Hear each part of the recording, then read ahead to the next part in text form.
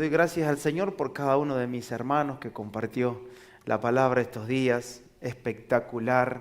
Y hay una construcción hermosa que el Espíritu Santo nos está regalando en estos días. Cada tema va hilvanando con otro y sé que alguno, como dije ayer, alguno quizás por trabajo, por alguna otra situación no pudo estar, pero siempre recomendamos volver a los mensajes que están en el canal de YouTube y vamos a tratar también de ponerlo en orden, ¿sí? En orden para que después lo volvamos a escuchar.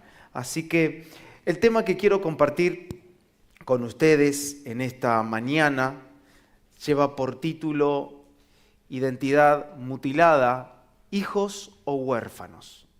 Quiero que nos hagamos esa pregunta y la verdad que cuando me enteré que yo tenía que estar a lo último, y ayer compartíamos un poco con Mariano, mucho no nos simpatizó, obviamente no protestábamos nada, porque le digo a Mariano ayer, no sé si ya terminaste de escribir o de tener un poco en claro las ideas. Y no, me dice, somos los últimos. Como diciendo, hasta último momento vamos a tener que estar un poco atentos. Y si bien es verdad, y la idea de este mensaje no es concluir. Así que yo me saqué el peso de encima hoy a la mañana tempranito, cuando me levanté, me fui a la cocina, me preparé el mate, me senté para volver a leer y estudiar un poquitito en esta mañana. En oración me saqué ese peso de encima, así que si usted tiene la intención de que concluyamos, olvídeselo. Esta expresión, estas palabras que quiero tener y oro para que el Espíritu Santo sea el que ponga palabras en mi boca y deseo con todo mi corazón que nos vayamos a casa pensando y meditando. Creo que cada uno de los mensajes apuntó a eso y sin agregar nada de lo que dijo Mariano hace unos minutos atrás, creo que nos dan esta oportunidad, la oportunidad de pensar, de pensar. Siempre se nos ha castrado la mente para que no pensemos, para que reaccionemos, para que terminemos llorando y para que terminemos tocados por Dios y nunca usamos esto y nunca nos hacemos preguntas, no somos capaces de analizar nuestra vida ni tampoco las Escrituras, el cual en esta casa siempre ponemos en alto la palabra y siempre recomendamos volver al Señor y a su palabra.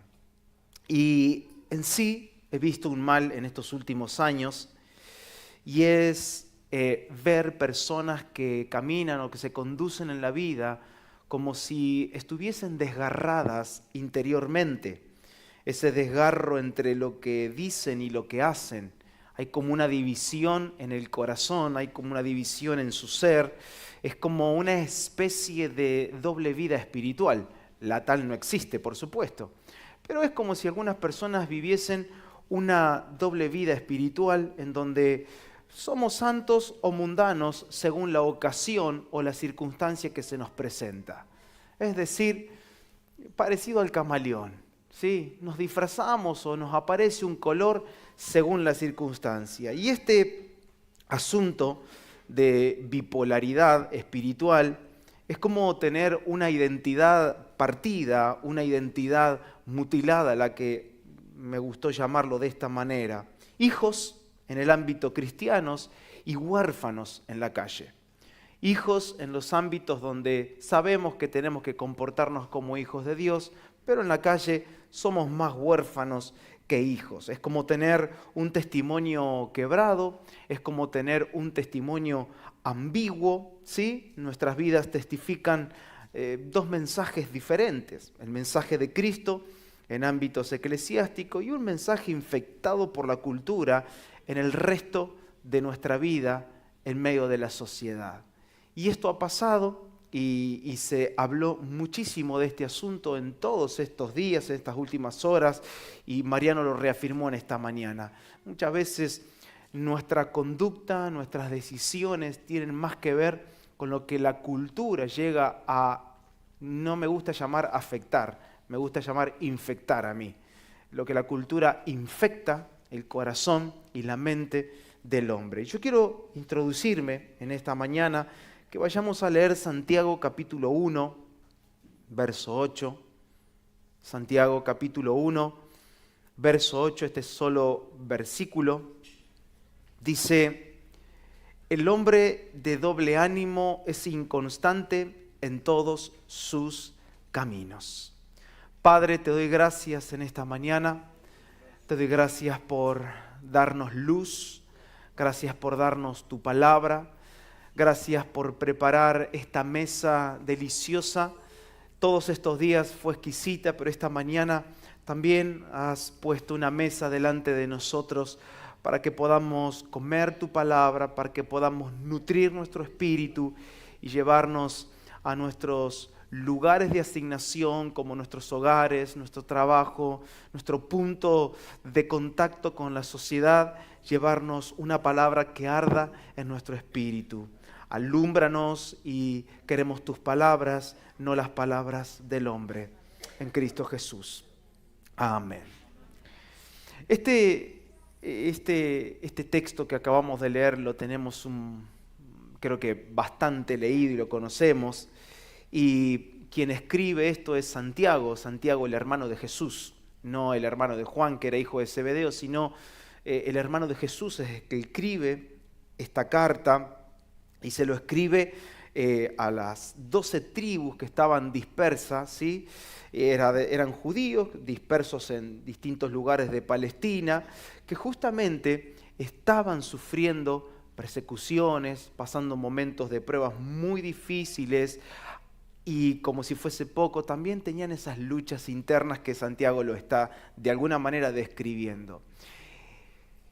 Y en tiempos de crisis, y como ustedes saben, estamos abordando en estos miércoles pasados, venimos abordando las cartas de Apocalipsis a las 7 iglesias de Asia Menor, y tiene un poco que ver con esto, hay un hilo conductor también, pero ellos, en este caso, esta iglesia dispersa en Palestina, estaban viviendo entre culturas paganas, constantemente presionados a vivir como el mundo vivía, constantemente presionados a amoldarse al mundo. Ahora, ¿cómo es que Santiago llega a decirle estas palabras diciéndole: el hombre de doble ánimo es inconstante en todos sus caminos? Hay una construcción en el verso 2 al 4. En primer lugar, Santiago les llama, los invita a tener gozo en medio de las pruebas, porque ese gozo en medio del padecimiento terminaría produciendo en ellos paciencia, pero también madurez espiritual. Una versión de la Biblia dice: les dará perfección y cabalidad.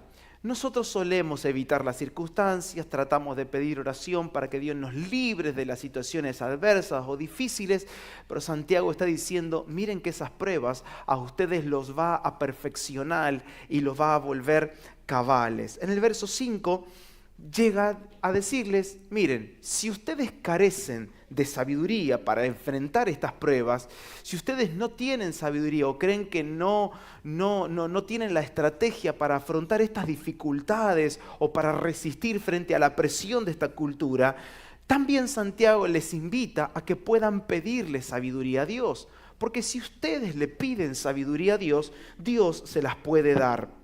Y llega al verso 6 y 7 diciéndole: pero si van a pedirle sabiduría a Dios, deben pedirle con fe, sin dudar, porque el que duda es como la ola del mar, es arrastrada por el viento, va de un lado para otro. Entonces llega este verso 8 que acabamos de leer diciéndole: el hombre de doble ánimo es inconstante en todos sus caminos.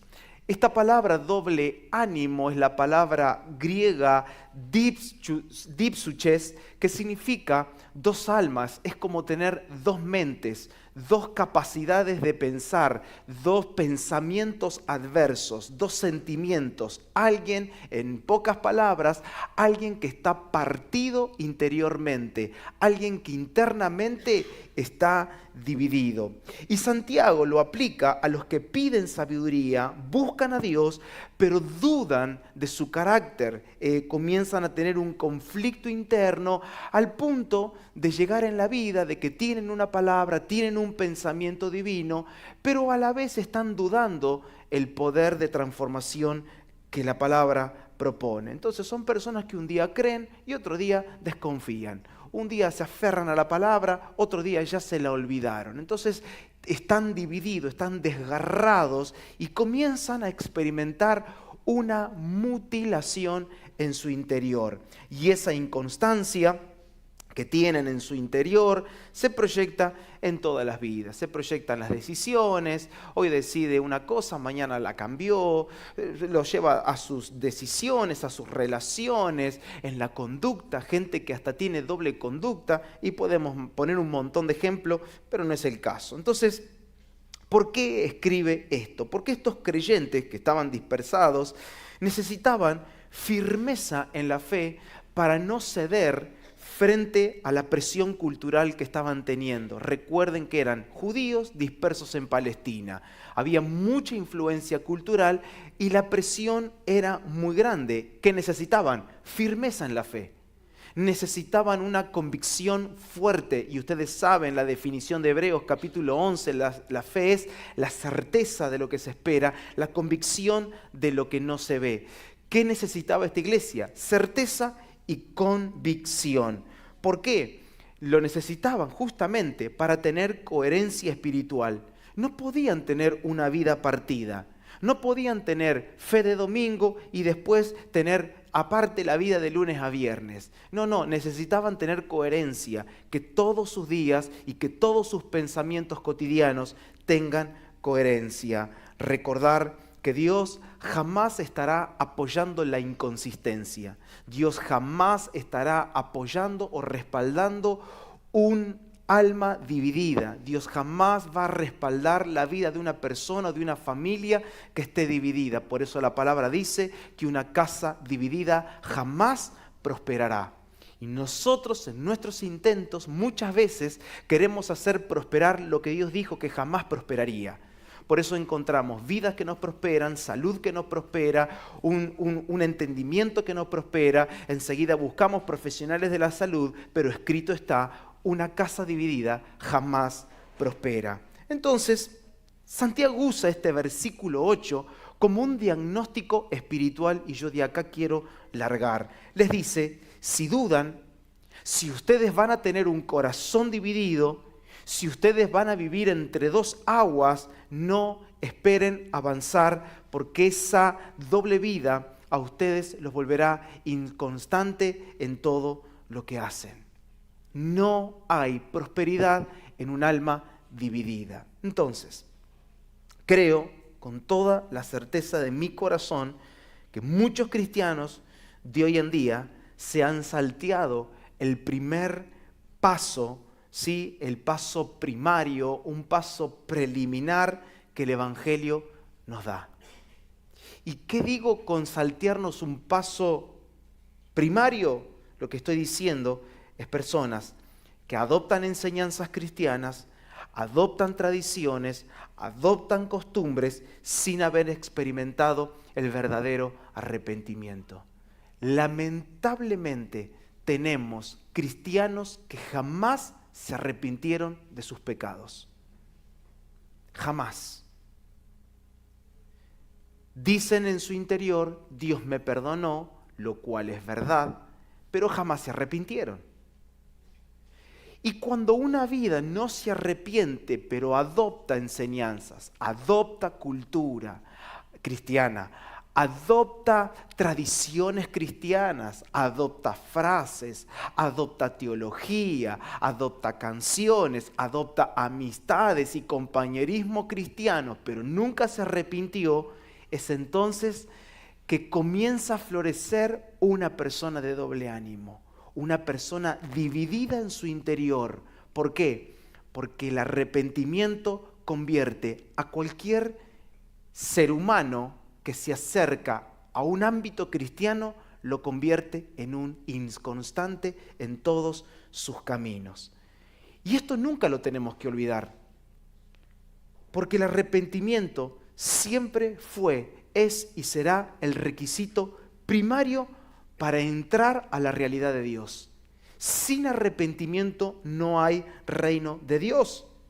Las ambigüedades, las bipolaridades de carácter entre los cristianos se debe a que la gran mayoría no ha sido llamado al arrepentimiento, o mejor dicho, nunca respondieron al llamado del arrepentimiento. Entonces, mantienen una vida cargada de enseñanzas, pero no encontraron el punto del arrepentimiento, sino que solo practican una fe como si fuese el deporte de fin de semana.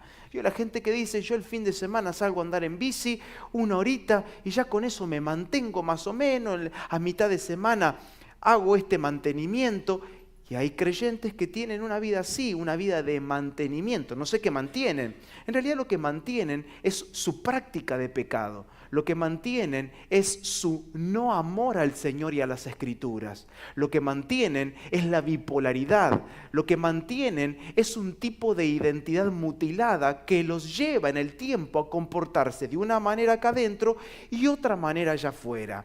No quieren compromisos justamente por esta razón, porque nunca hubo arrepentimiento. Entonces, es este tipo de evangelio el cual está basado en las obras. Este tipo de evangelio sostiene que lo que uno necesita para que Dios sea una realidad de nuestras vidas es obedecer. Entonces, claro, acá, como se salta en el paso primario, que es el arrepentimiento, ¿ya a dónde van ellos? Ellos van a una vida de obediencia. Y no, papito. Es imposible. Tenemos creyentes, amigos nuestros, compañeros, hermanos, que están procurando obedecer a Dios sin nunca haber experimentado un arrepentimiento. Quieren obedecer las Escrituras, quieren obedecer la palabra, quieren obedecer y se rinden y pasan adelante y hacen un pacto de obediencia y hacen oraciones raras que Dios no las escucha justamente porque piden mal. La obediencia no es algo que yo debo pedirle a Dios, sino que la obediencia, vamos a ver ahora en pocos minutos, es el fruto de una persona que ha nacido de nuevo. Entonces, cuando yo me salteo la etapa del arrepentimiento, cuando yo ignoro el arrepentimiento y me voy a querer intentar tener una vida de obediencia, es ahí donde los chispazos comienzan, donde cualquier cosa me puede molestar, donde ya el pastor no me cae bien, la congregación no me siento cómodo. Entonces ahí tenés los nómades espirituales que andan de acá para allá, nunca sientan bases en ningún lugar, nunca adoptan una familia porque son bipolares, porque son inconstantes. Porque donde no hay arrepentimiento, jamás habrá certeza y firmeza en el corazón. Es entonces, solo en este contexto, que yo quiero decirte esto. En este contexto, la obediencia no basta. No basta. Por eso que tenés un montón de gente que te dice, y seguramente lo escuchaste, es que yo estoy obedeciendo todo lo que me dicen, pero no me funciona. Es que no te va a funcionar.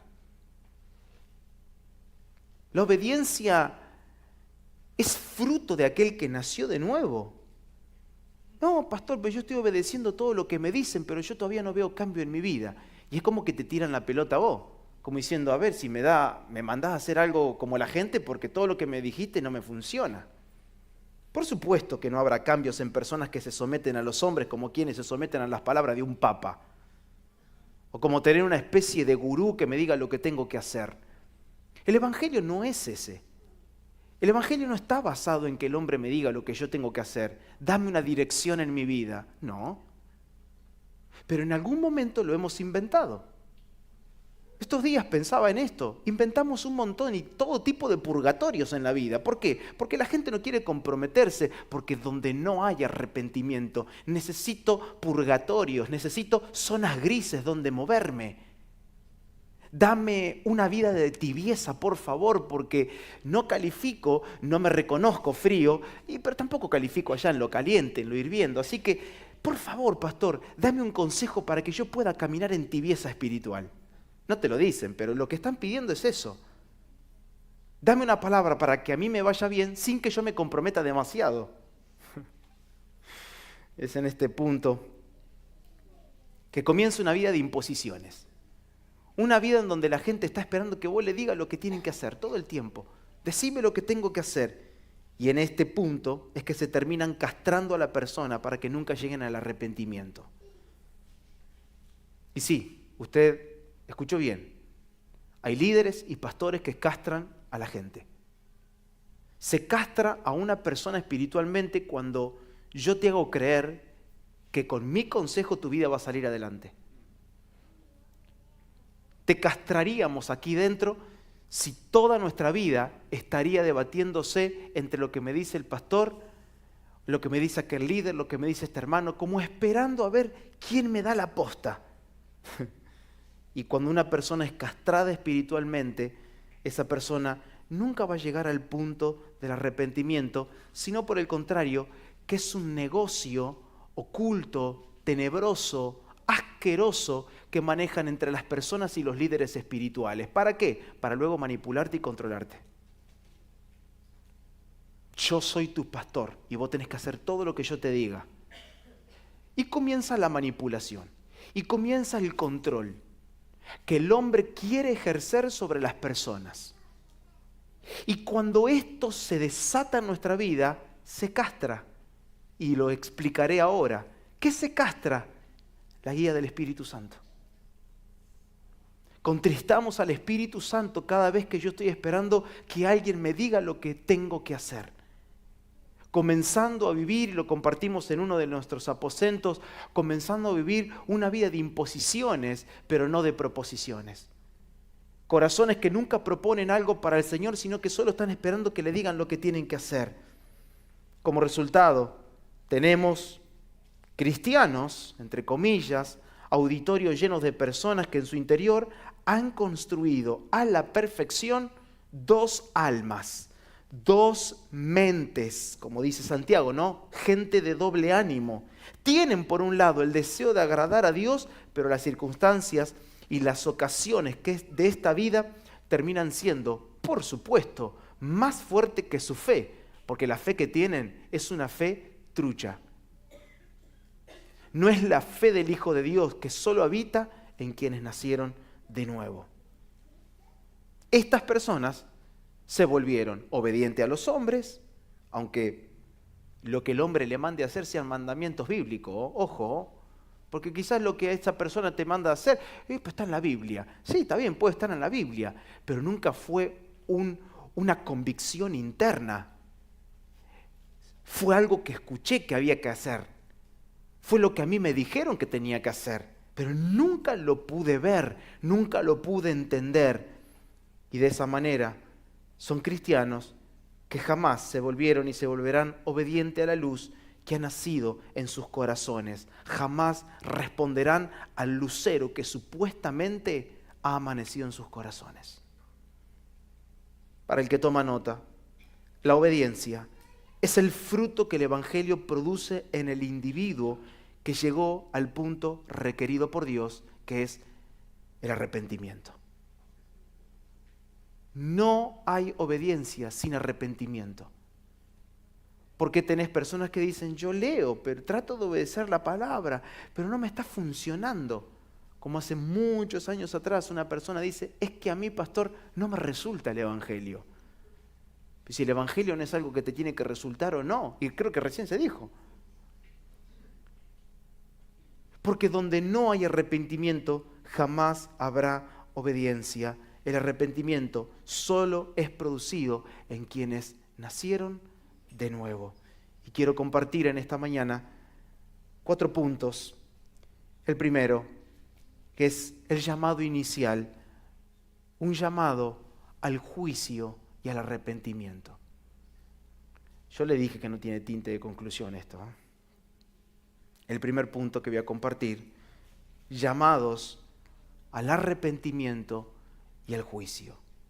Este fue el llamado precursor para Israel, un pueblo que esperaba la liberación de la opresión que los agobiaba de parte de Roma.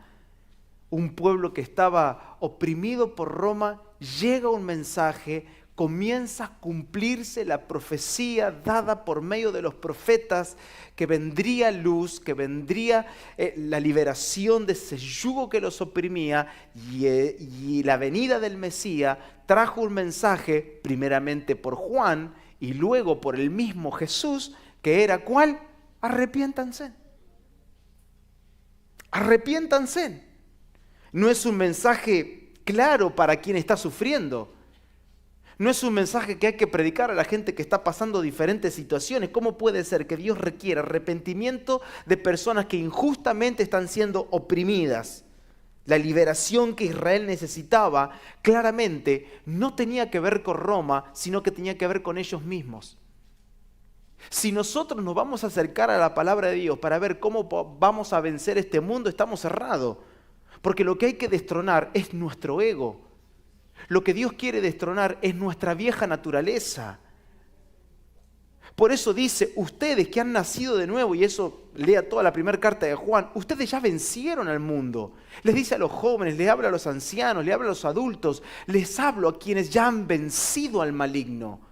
¿Por qué? ¿Cómo puede ser si no se me dio una clase de cultura? No se me dio una clase de cómo administrar las redes sociales. No. Han nacido de nuevo porque un corazón arrepentido siempre es un corazón victorioso en medio de la hostilidad.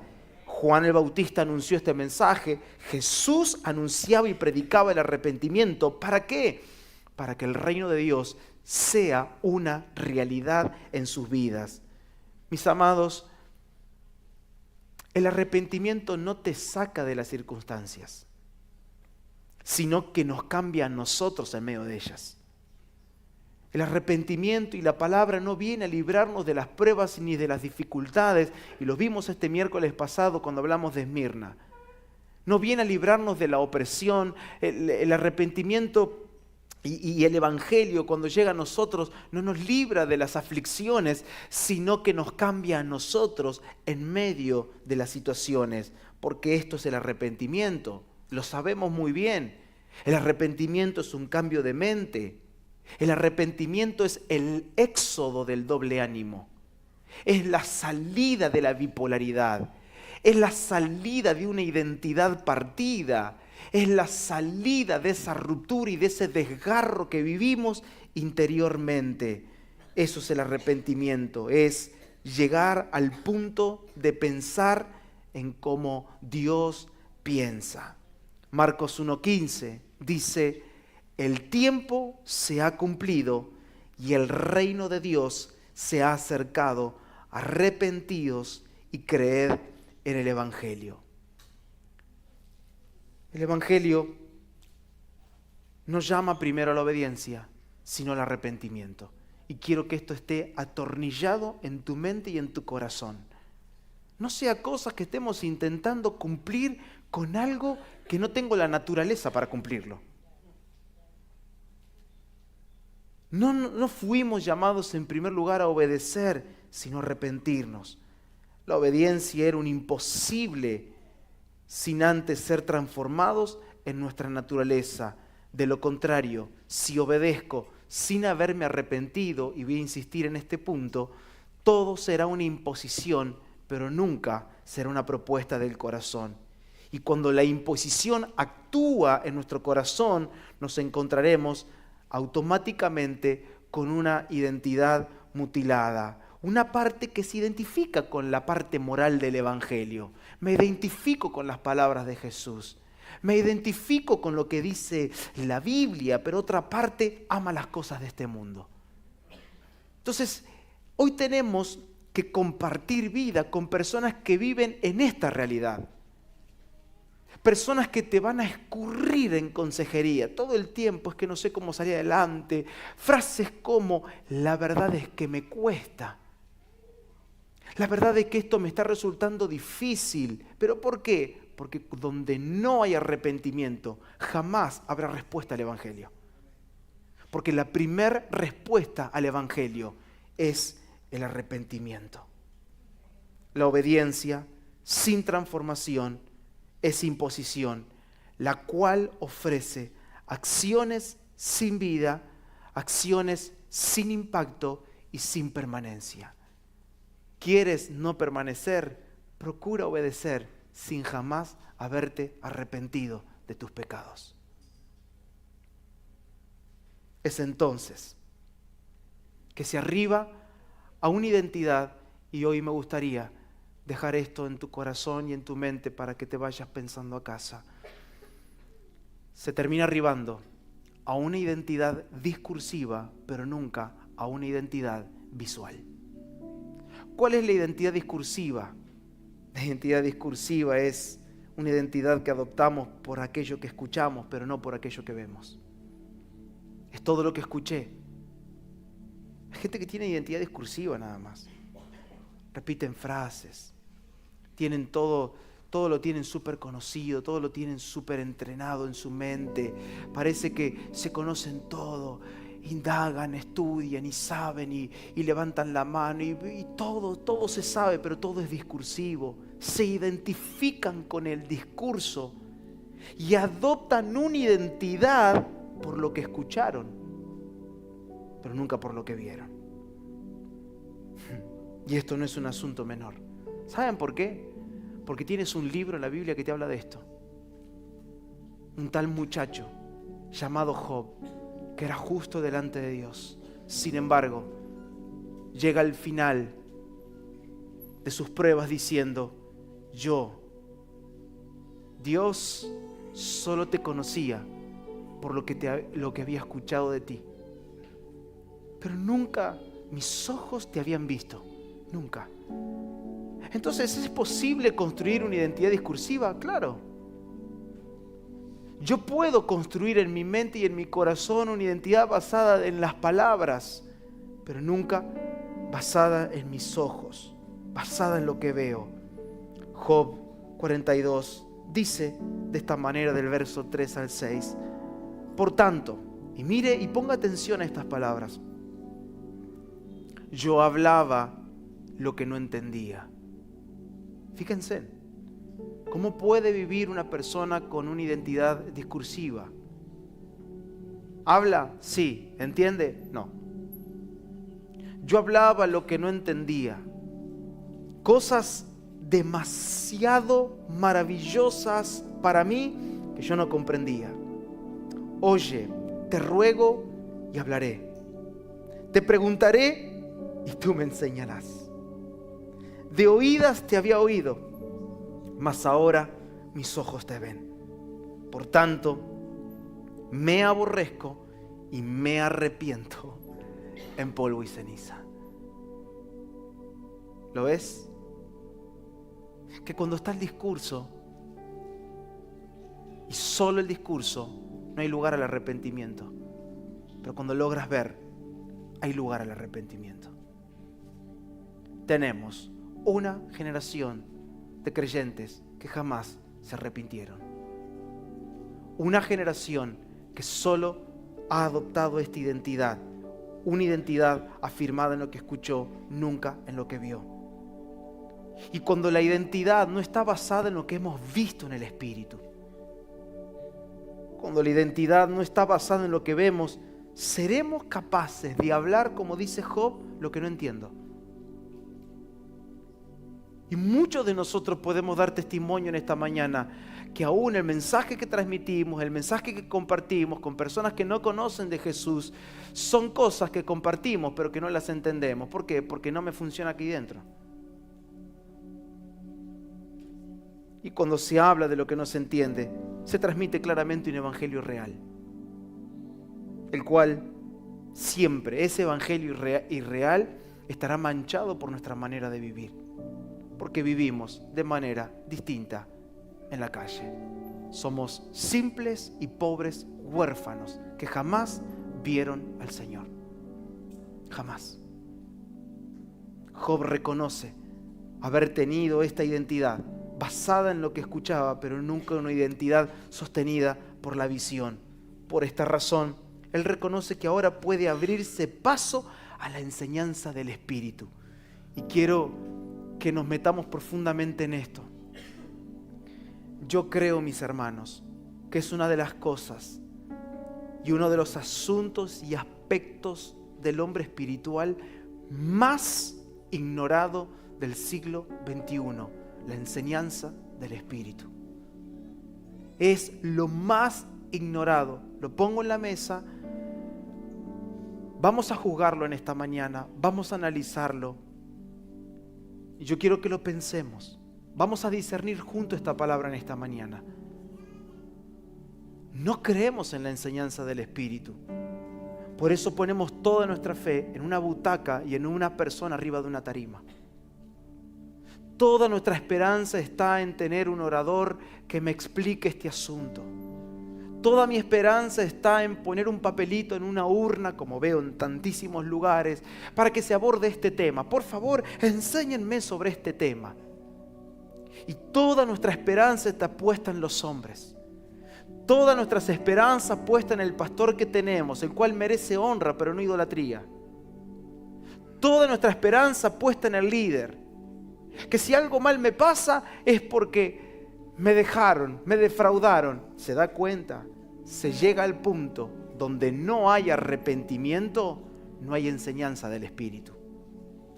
¿Por qué la gente se siente defraudada por las personas? Porque ese sentimiento de sentirse defraudado, dejado, abandonado, maltratado, etcétera, aunque entiendo que hay realidades que lo pueden justificar, todos esos sentimientos tienen que ver con una persona que jamás se arrepintió. Jamás.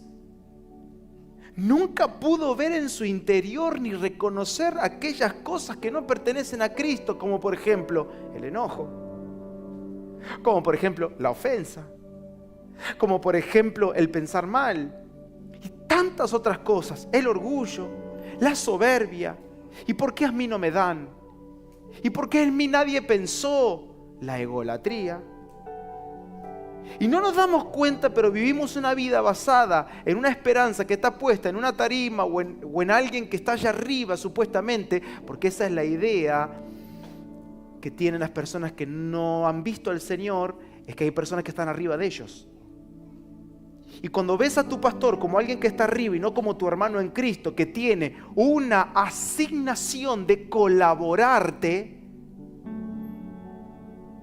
tú le atribuyes toda la responsabilidad a esa persona, pero nunca asumes tu responsabilidad, la cual es nacer de nuevo. Nacer de nuevo. Arrepentirte de tus pecados. No se predica el arrepentimiento de pecados. Hay que pasarlo por alto. Vos dedicate a obedecer. Vos obedecé la palabra, léela y obedecela, pero es que no te va a funcionar, papito. Estoy tratando de solamente sacar un hilo para que vos en tu semana y en tus días que te quedan de vida, tires de ese hilo. Porque este es el paso preliminar que si lo seguimos ignorando, jamás vamos a llegar a tener la identidad de hijos de Dios. Identidad discursiva puede ser. Levantar la mano, yo estoy en Cristo, estoy escondido en Él, Él me perdonó los pecados. Identidad discursiva. Pero cuando es discursiva, no es vivencial. Todo lo puedo en Cristo que me fortalece. No, porque no pudo ayer. Porque ayer se le presentó una oferta por internet y se dio. No puede todo en Cristo. ¿Por qué? Porque no está arrepentido. Le gusta el mundo.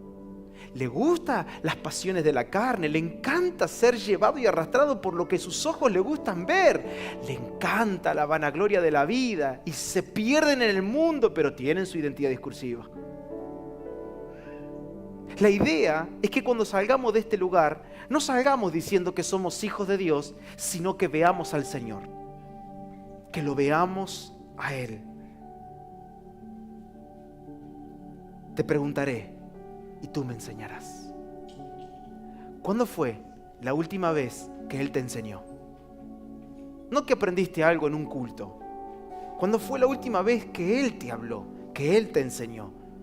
¿Cuándo fue la última vez que hemos respondido a la guianza del Espíritu Santo?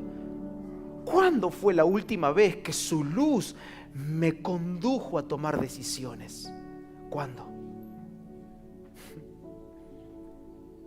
Cuando la identidad comienza a ser construida por lo que vemos y no por lo que me dicen, el arrepentimiento va a ser genuino.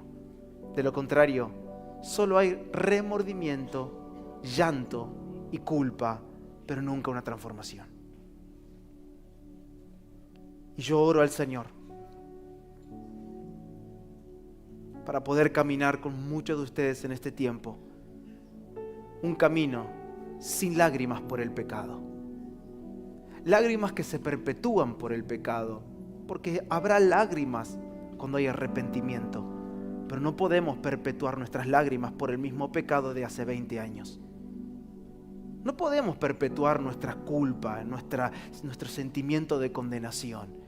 En un instante llega, y ahora lo vamos a ver, en un instante vendrá tristeza a tu vida, una tristeza que te quebrantará, te humillará y te conducirá al Señor. Es entonces en este punto y solo en este punto que Dios sí podrá completar la obra que Él inició. Porque Dios inicia en el arrepentimiento. Dios no inicia un sábado por la noche con una palabra. Dios no inicia dentro de un auditorio, Dios inicia en tu corazón. Dios inicia dentro de tu ser, acá y acá. Algo está pasando. Antes no sentía temor por la vida que vivía y ahora no puedo dormir. Hay algo dentro que no me deja dormir, hay algo que me incomoda, necesito salir de esto. Y tus ojos son abiertos. ¿Y qué viste? ¿Al Señor? No, te viste a vos como un hombre de pecado. Ay de mí, dijo Isaías, que soy un hombre de labios impuros, porque cuando ves al Señor, automáticamente te ves como se vio Job. Me aborrezco y me arrepiento en polvo y cenizas. Si ese punto nunca lo experimentaste en tu vida, tu obediencia es una obediencia trucha, es una obediencia falsificada, es una obediencia a hombres, a mandamientos, a tradiciones, a cultura cristiano-evangélica, a costumbres. Obedezco la costumbre de la Casa Vida Nueva, obedezco las tradiciones del clan Ríos, no, porque el viejo pastor lo hacía así, así que si lo hago así estará la bendición de Dios. No. Cada uno responderá a la voz del Espíritu, porque donde hay arrepentimiento, entonces me voy a encontrar con ese ámbito. Yo te preguntaré y tú me enseñarás. Tú me enseñarás. Cuando te levantas temprano, antes que todos comiencen el día, y Él te está enseñando. Él te enseña. Y Él te muestra el camino. Y llegas a la reunión. Abrazas a tu pastor. Estás con los líderes que tienen el don de la palabra. No son más importantes. Solo tienen un don distinto al tuyo. Es el don de la comunicación. Es el don para poder ordenar algunas ideas y presentarlas. Pero no te controlan. Si estás en un lugar que te controlan y que te manipulan, sal de ese lugar. Ese no es un lugar de acorde a las Escrituras. Te preguntaré y tú me enseñarás. ¿Cómo sé que Dios ha comenzado en mí la buena obra? Y yo tengo que decirte la verdad. Yo no voy a mentirte en esta mañana. ¿Cómo sé pastor, que Dios ha comenzado en mí la buena obra, porque hay una tristeza profunda que inunda todo tu ser. Todo tu ser. Ay, yo pensé que llegar al Señor era gozo. No, lo primero es tristeza. Porque ves tu inmundicia, ves la maldad que aún habita dentro de ti, de la cual no te has arrepentido. Hay tristeza. Segunda de Corintios 7:10 dice: porque la tristeza que es según Dios produce arrepentimiento para salvación. De que no hay que arrepentirse, pero la tristeza del mundo produce, ¿qué cosa? Muerte. Wow. ¿Qué produce la tristeza que es según Dios? Siempre va a producir arrepentimiento para salvación. Para salvación. Para salvación. En cambio, la tristeza del mundo, la cual queda en el marco de la condenación, queda en el marco de la culpa. Uy, qué mal quedé, porque está pensando en él. ¿En qué marco queda? En ese marquito, bueno, muerte. Pablo está en la segunda carta. Pablo en la primera carta fue durísimo con esta iglesia. Y lea todo el capítulo, pero Pablo le está diciendo: yo sé que mi carta que le mandé anteriormente a ustedes los entristeció, y en un momento me puse mal de que yo haya escrito algo que haya puesto triste a mis hermanos. No es lindo tener un mensaje que a la gente la deje toda triste. Pero Pablo dice: ahora pienso y me alegro. Porque sé que esas palabras, que esa carta ha producido una tristeza producida por Dios, no por mí. Y que esa tristeza a ustedes los condujo al arrepentimiento para salvación. Y es entonces que cuando viene la tristeza aparecen los juicios de Dios acá adentro. Juicios. No, pastor, pero Dios no es un Dios de juicio. ¿El qué? Dios es un Dios de juicio. No, pastor, Él es un Dios de amor. Y es que te estoy diciendo lo mismo. Si yo te digo que Dios es un Dios de juicio, te estoy diciendo que Él es un Dios de amor. Hemos disociado amor de juicio. Como que el juicio es antiguo pacto y amor es nuevo pacto. No sé quién habrá inventado a esa división, pero en el pacto eterno yo veo que los juicios de Dios es igual a su amor. ¿Por qué? Porque esos juicios no son condenación, sino que los juicios de Dios se experimentan como dulzura y ternura en nuestro interior. No es un juicio que me aparta de Dios, sino que me acerca a su vida y me acerca a su realidad. Y yo sé que si en esta mañana yo pregunto si alguien desea vivir la realidad de Dios, y si yo en esta mañana se me ocurre finalizar este congreso y decir cuántos quieren vivir en la identidad del Hijo de Dios y vivir la realidad de Dios, todos levantan la mano, todos pasan corriendo acá y queda espectacular y queda buena para la foto, para las redes sociales, queda hermosísimo.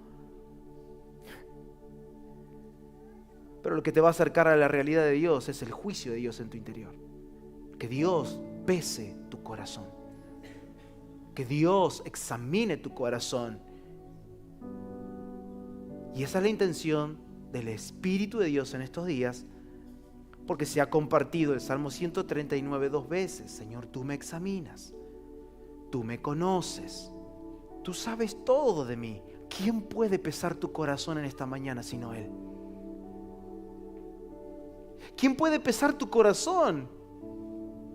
Hermanos, algunos de los que están casados, ni siquiera su cónyuge puede pesar el corazón porque uno o el otro mantiene cosas ocultas de su esposa o de su esposo. Prácticas que se perpetúan en el tiempo. Mentiras, pornografía, lascivia, adulterio.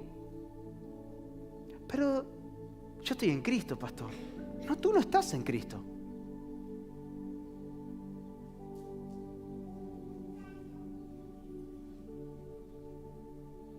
El arrepentimiento es la puerta de ingreso a Él. Nicodemo, una persona de identidad discursiva perfecta, quería saber algo de las Escrituras. Habla con Nicodemo, porque es un crack, sabe todo. ¿Quieres debatir la ley, los profetas? Busca a Nicodemo. Pero se presenta con Jesús y le dice: tienes que nacer de nuevo. Porque yo puedo tener todo el conocimiento del mundo, puedo tener contacto con las mejores personas que pueden explicarme lo mejor, pero si aquí dentro alguien no viene a pesar mi corazón y a juzgar mis pensamientos y mis acciones, ¿qué realidad voy a vivir? Una realidad evangélica, pero no la realidad de Dios. Y la realidad evangélica siempre te va a traicionar. Siempre. Siempre habrá un hermano que no te guste, siempre habrá un líder o un pastor que haga lo indebido. Entonces, no, desde que pasó tal cosa con ese líder, yo dije: ¿dónde está Dios? ¿Y cómo puede ser? Aferrado al mundo evangélico, nunca entró a la realidad de Dios, porque quien está en la realidad de Dios es inamovible en la fe. En la fe.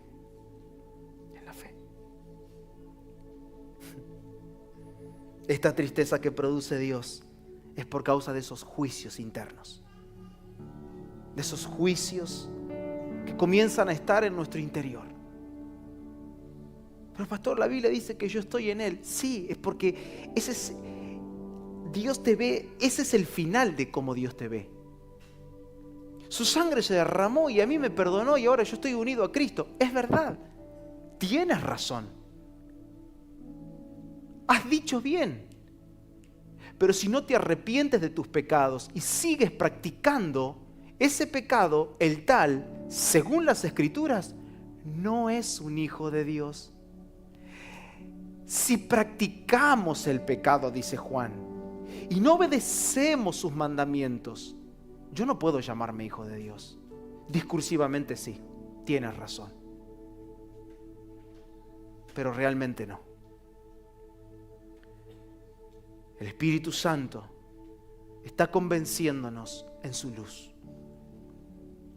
Y hemos orado en estos días con todos mis hermanos que compartimos la palabra para que abunde la luz en nuestra casa. Que abunde la luz. Porque la intención del Espíritu Santo, y cuando nos juntamos con los hermanos, el apóstol nos juntó para ordenarnos y tener en mente este congreso. ¿Por qué el Espíritu Santo insiste en que tengamos estos encuentros más puertas adentro? Porque ayer Dios lo dijo a través de Ever. No estamos casi muertos. Porque necesitamos volver a la vida. Porque necesitamos sus juicios. Porque necesitamos regresar a la tristeza que produce la palabra del Señor. Y no un júbilo inventado por alguien que te cauchea desde esta tarima. Necesitamos encontrarnos con su palabra, con su juicio, con su luz. ¿Y el Espíritu Santo qué hace? Alumbra aquello que no pertenece a la vida de Dios acá adentro. Si ese es el evangelio que estás viviendo, yo te suplico en el Señor, permanece. Pero si ese no es el evangelio que vives, te exhorto en el Señor a encontrar este evangelio. Un evangelio que pese tu corazón. Un evangelio que te alumbre en el interior. Un evangelio que despierte preguntas, porque si despiertan las preguntas, habrá alguien dispuesto a enseñarte. Pero si no hay preguntas, ¿quién va a enseñarte? Si tú lo dices saber todo, como estaba Job en esa posición, pero cuando Él alumbra, Él arroja realidad de vida y podemos decir: hey, Señor, me estás arruinando la vida, hasta mi señora me dejó. Me maldijo y se fue, porque esa no era la vida que yo tenía para vos. Estaba tan bien en esa congregación, estaba tan bien cuando se predicaban esos mensajes, podría decir Job. Pero Job fue llevado por el Señor a verle. Es allí que la tristeza es producida para arrepentimiento. Acompáñenme, vamos a leer el Salmo 19, versículo 7. Y voy a leer hasta el 14.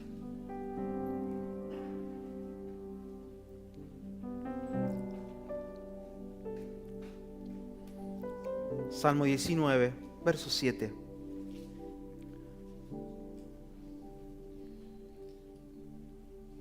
Y me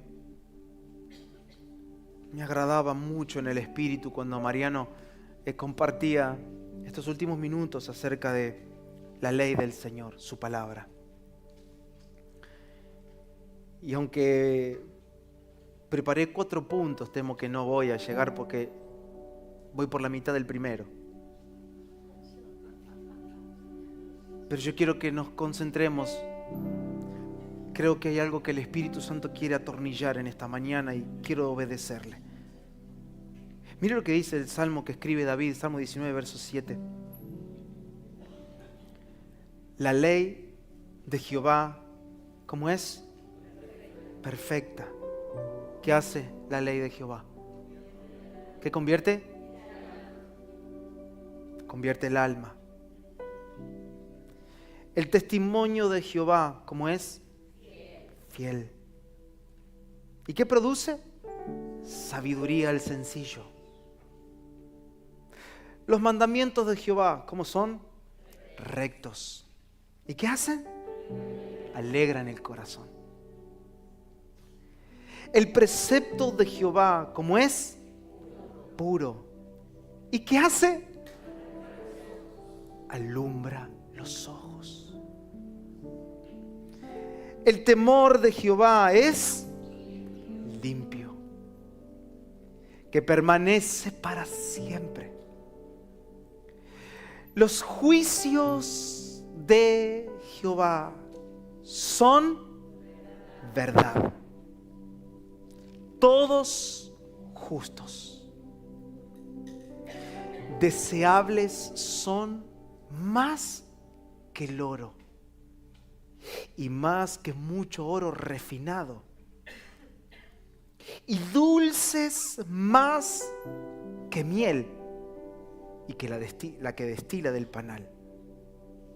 Tu siervo es, además, ¿qué cosa?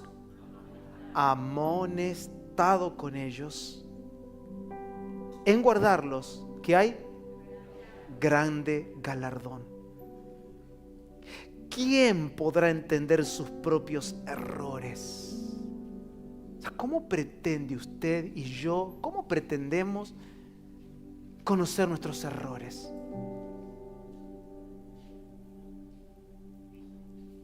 Me acuerdo de reuniones que hacemos. Anda a buscar a tu líder y decirle: amonestame con todo lo que veas malo en mí. No cambian nunca. Porque encima cuando se lo decís se enoja. Porque se olvidó de cuando lloraba y en el culto, en el congreso del año 2022, dijo Ever, vamos a la misma fecha. No sé quién predicó en el 2022. Yo no estaba. Zafé. Porque en el congreso ese se dijo: oh, te abrazo, sos mi padre espiritual. De padre pasó a Satanás. ¿O no? ¿Quién podrá entender sus propios errores? Yo quiero decirte algo y te lo digo con temor. Somos incapaces de reconocer nuestros errores. Por esto, este preámbulo que acabamos de leer, la ley del Señor es perfecta. Sus juicios son justos. ¿Quién podrá, verso 2, entender sus propios errores? Líbrame de los que me son ocultos. Preserva también a tu siervo de las soberbias, que no se enseñoreen de mí. Entonces seré íntegro y estaré limpio de gran rebelión. Sean gratos los dichos de mi boca y la meditación de mi corazón delante de ti, oh Jehová, roca mía y redentor mío. Wow. Claramente, ¿qué observamos? La ley del Señor, su palabra, la cual es perfecta y capaz de convertir al alma. Cuando pongo atención a la luz del Señor que ha nacido en nuestro interior por la obra del nuevo nacimiento, si pongo atención a la luz de Dios en mi interior y me vuelvo hacia adentro para encontrar al Espíritu de Dios y encontrarme con el lucero de la mañana que ha nacido en nuestros corazones, entonces voy a comenzar a experimentar algo maravilloso. ¿Qué cosas? Los juicios del Señor. ¿Por qué? Porque el salmista logró descubrir: ¿quién va a poder entender sus propios errores? ¿Sabe lo que descubre David? Yo tengo aún errores y pecados que me son ocultos. Pero cuando la luz viene, alumbra tu ser y tú dices: siempre lo hice esto, pero ¿cómo no lo vi? Siempre tuve este carácter, siempre respondí de esta manera. Sí, es verdad, siempre practiqué este pecado, pero nunca lo vi. Sabía externamente que lo que hacía estaba mal, pero ahora lo veo en mí. Lo veo aquí dentro. Y ese es el inicio de la tristeza que produce Dios para arrepentimiento. Porque eso produce el Señor. Dice, y David escribe de manera tan perfecta cómo es un juicio de Dios. Yo quiero que nos quedemos con esto. El juicio de Dios lo describe como verdad, como justos, como deseables. ¿Quién va a poder desear un juicio?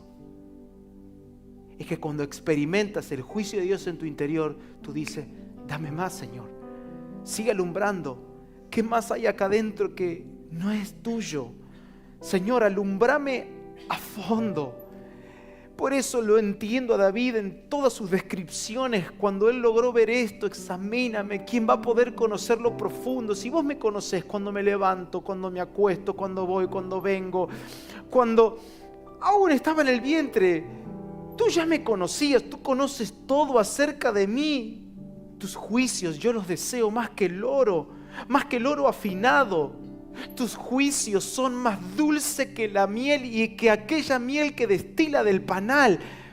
¿Cómo es experimentar el arrepentimiento en tu interior? Dulce, dulce. Que te exprime las lágrimas hasta no poder, porque hay una tristeza. Pero este es el misterio del Espíritu Santo en tu interior, la cual jamás ningún orador en el mundo y por los siglos va a poder describirlo, porque el que produce la tristeza te da dulzura. ¿Cómo puedes explicar el juicio de Dios con dulzura? ¿Cómo puedes entender el juicio de Dios y la amonestación del Espíritu Santo en tu interior como algo que tú desearás desde hoy más que el oro? Es entonces que con sus juicios nuestra identidad se afirma. Es entonces que con el peso y el juicio que el Espíritu Santo hace en nuestro interior, nuestra identidad comienza a nacer. Y no necesito levantar la mano un domingo a la mañana y decir: soy hijo de Dios. Yo lo sé aquí dentro. Y yo no necesito que las cosas cambien afuera. Yo he cambiado aquí dentro. No necesito que todos los que están a mi alrededor me apoyen con esta idea extraordinaria que tuve. No, yo lo entendí aquí dentro. ¿Me quieres tirar un horno de fuego? Tírame. ¿Quieres cortarme la cabeza? Corta la cabeza. Hermanos, ¿cómo fue que nuestros hermanos, nuestros antepasados fueron capaces de vivir semejantes atrocidades y nosotros no podemos superar una controversia con un hermano dentro de la congregación? ¿Cómo puede ser que nuestros hermanos en la fe hayan sido, como dice Hebreos capítulo 11, verso 36 en adelante, aserrados, le cortaron la cabeza, murieron a filo de espada, estuvieron perdidos por los montes, escondidos en las cavernas? ¿Cómo puede ser que hayamos tenido gente que dice el autor a los Hebreos que el mundo no fue digno de tenerlos y nosotros estamos esperando que Dios cambie nuestra circunstancia porque ese fue el evangelio que nos vendieron los impostores? Los juicios de Dios transforman tu corazón. A ti te mudan, a ti te cambian. No, le pido al Señor para que desaparezcan estas amistades. No, hay gente que nunca va a desaparecer de tu lado. Pídele a Dios que te cambie de trabajo. Pídele a Dios a gritos que haga cosas. Dios dice, no, yo quiero mudar tu corazón. No, porque, y recién lo explicaba a la perfección, Mariano. No, porque estos tiempos son más difíciles que los de antes. Eso es una conclusión tuya. Para el Señor todos los tiempos son iguales. Es más, su palabra dice que Dios hace que la historia se repita una y otra vez. No, porque me voy a alejar. No voy a tener más redes sociales en la vida. Está bien, pero no creas que eso te va a sacar adelante. Voy a desenchufar, voy a desconectar el internet. No es por ahí. No. Aprendí, escuchando a un pastor en estos días, que él decía y hablaba un poco sobre las personas que critican las redes sociales. No, porque nos hacen mal. No, porque hay una invasión constante. No, porque es una herramienta del diablo. Mira, hermano, en aquellos años se construyeron calles. Los romanos construyeron rutas. Pero tu decisión era si usabas las rutas para adorar al César o usabas la ruta como Pablo para predicar el evangelio. Tú decides cómo usar las rutas. Es tu decisión.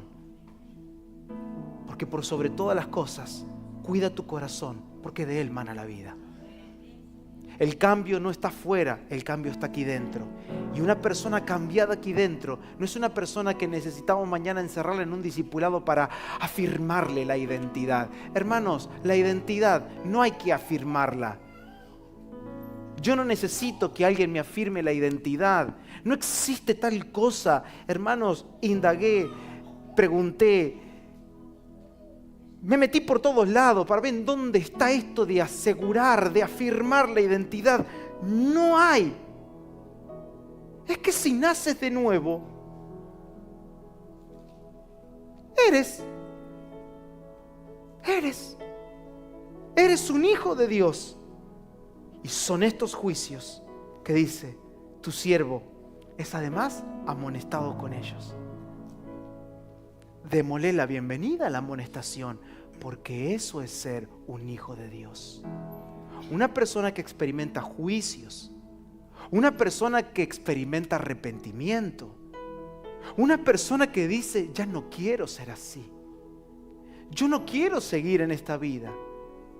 Y si vos estás pensando que quizás ya te pasaron los años y que tenés como, no sé quién dijo ahora en estos días, que tiene más de el pastor Ricardo, que tiene más de medio siglo encima. Y vos decís, y a esta altura voy a andar cambiando, ¿y por qué no?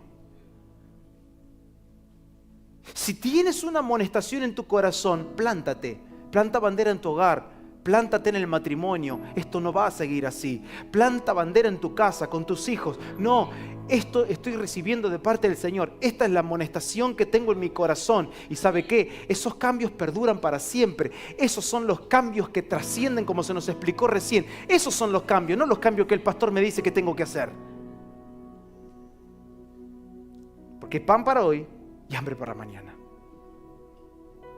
Todo lo que hace el Espíritu Santo y todo lo que hace la palabra del Señor permanece para siempre.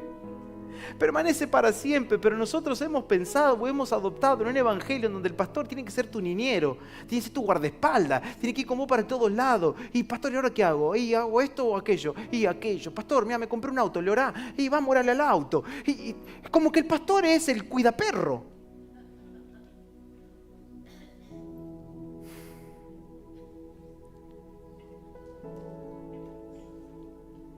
Y contristamos al Espíritu Santo con esta manera de vivir.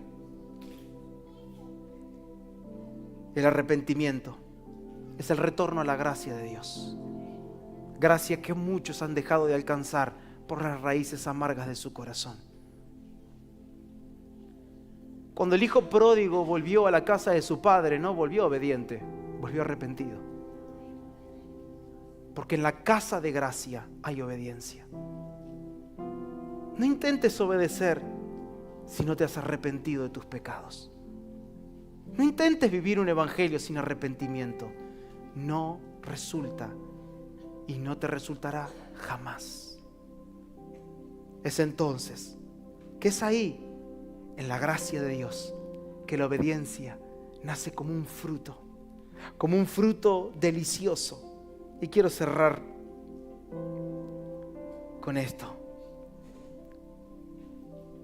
Ya le digo a los hermanos de multimedia, no vamos a compartir ningún texto más. Y cual les agradezco la tarea que han hecho en estos días. Gracias por ayudarnos. Quiero cerrar con esto.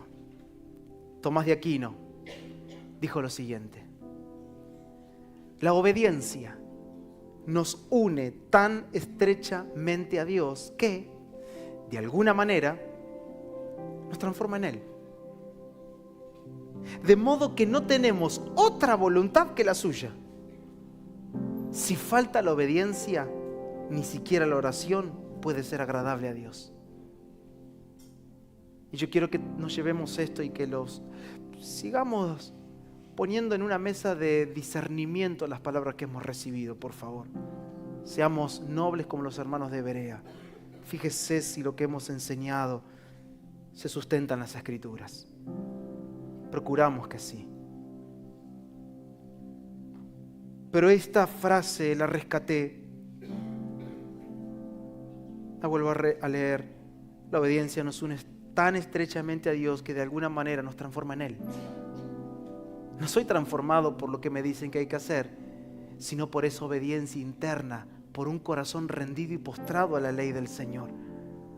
Por una obediencia que nació como fruto del arrepentimiento. ¿Y por qué obedezco ahora al Señor y antes no lo obedecía? Porque me vi. Porque vi por la luz del Señor quién era, y no quiero eso. No quiero eso en mí. De modo que desde el momento que estamos en una vida de obediencia, ya no tenemos otra voluntad que la suya.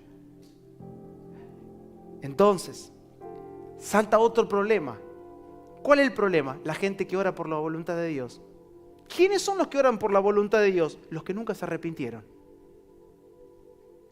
Porque cuando la luz nace, ese lucero de la mañana que lo dice Pedro, ¿recuerdan? Cuando dice, ustedes tienen la palabra profética más segura, a la cual hacen bien en poner atención como a una antorcha que alumbra el camino, hasta, no era para siempre, no, hasta que el lucero de la mañana, Cristo Jesús, nazca en sus corazones. No, pero estoy buscando la voluntad de Dios, pastor. Estoy buscando la voluntad de Dios. Y claro, la busca porque anda a saber dónde la tiene. Y el radar no le funciona nunca. Entonces pide a 2 o 3. Ayúdame a orar porque tengo que tomar una decisión y quiero que sea la voluntad de Dios. Vuelve aquí y dile al Señor: quiero que seas el Señor de mi vida. Te acepto. Y me he propuesto en estos últimos meses evangelizar. Porque creo que la gente no ha recibido al Señor Jesús ni como su Señor, ni tampoco como su Salvador. No lo recibió como Señor porque no le obedecen, ni como Salvador porque quieren seguir adelante con su propia vida. vuelve a Jesús. Arrepiéntete de tus pecados. Recuerda, como dice la palabra en Apocalipsis, dónde has caído, arrepiéntete y vuelve, le dijo Dios a la iglesia de Éfeso, a las primeras obras. Porque la obediencia siempre es el fruto de un corazón arrepentido. La obediencia le pertenece al nuevo hombre, al que nació de nuevo. La obediencia es mucho más que el cumplimiento de órdenes, sino que la obediencia es la unión con la voluntad de Dios. Eso es obediencia. ¿Qué es obedecer? Es unirme, soldarme. Ya no sé qué es mío y qué es de Dios. Somos uno. Eso oró Jesús. Padre, te ruego para que sean uno como vos y yo somos uno. Eso es obediencia. ¿Y a qué nos unimos? Nos unimos a todo aquello que amamos. Cierro con Juan 14:23. El que me ama, mi palabra guardará, y mi Padre le amará, y vendremos a él y haremos morada en él. Padre, te doy gracias en esta hora. Te queremos dar gracias con mis hermanos por tu palabra, la cual es viva y eficaz. Y queremos orar con palabras llenas de sabiduría. Queremos orar en esta mañana con palabras que tu Espíritu Santo sople en nosotros. Queremos orar palabras que produzcan luz. Ponete de pie en esta mañana si querés orar conmigo estas palabras.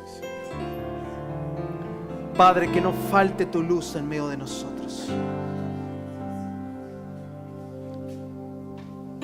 Que no falte la gracia abundante en mis hermanos. Luz resplandezca en nuestros ojos. ¿Cómo puede ser que una persona que discursivamente era una de las mejores, llamada Saulo de Tarso,